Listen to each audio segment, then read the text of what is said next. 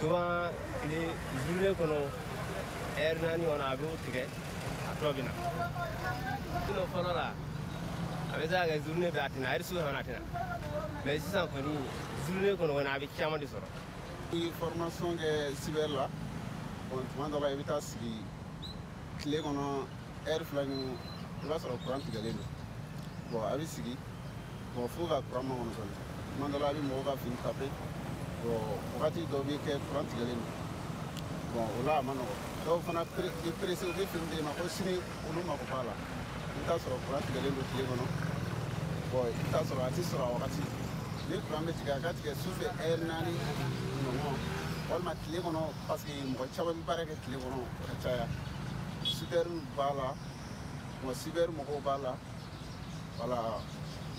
en cas de cas bon tile kɔnɔna baara de ka ca ni sufɛla ye bon courant ka kɛ tile kɔnɔ mɔgɔ caman ka se ka baara kɛ o gɛlɛya n'an ko an b'an da don o la k'o fɔ o gɛlɛya ka ca ouvrier caman bɛ yen minnu tel que les soudeurs minnu bɛ soudure la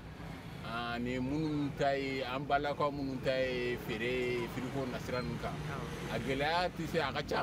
an tɛ se k'an da don a bɛɛ la ka bɛɛ fɔ. a ma fisa dɛ parce que waati dɔ la a kun bɛ to ka na a bɛ mɛn dɔɔnin mais sisan n'a nana heure fila heure saba a bɛ tigɛ tuguni wa a tɛ na joona fɛnɛ i m'a ye wa bon ne bɛ se ka mun fɔ kurantigɛ a ye gɛlɛya lase ne yɛrɛ ma dɔ lase n terikɛ mɔgɔ fila ma an bɛɛ bɛ baara kɛ ɲɔgɔn fɛ yɔrɔ kelen na yen kurantigɛ sababu la an bɛɛ y'a bila parce que kurantigɛ na dɔrɔn baara tɛ se ka kɛ sara tɛ se ka kɛ i m'a ye o problème bɛ yan.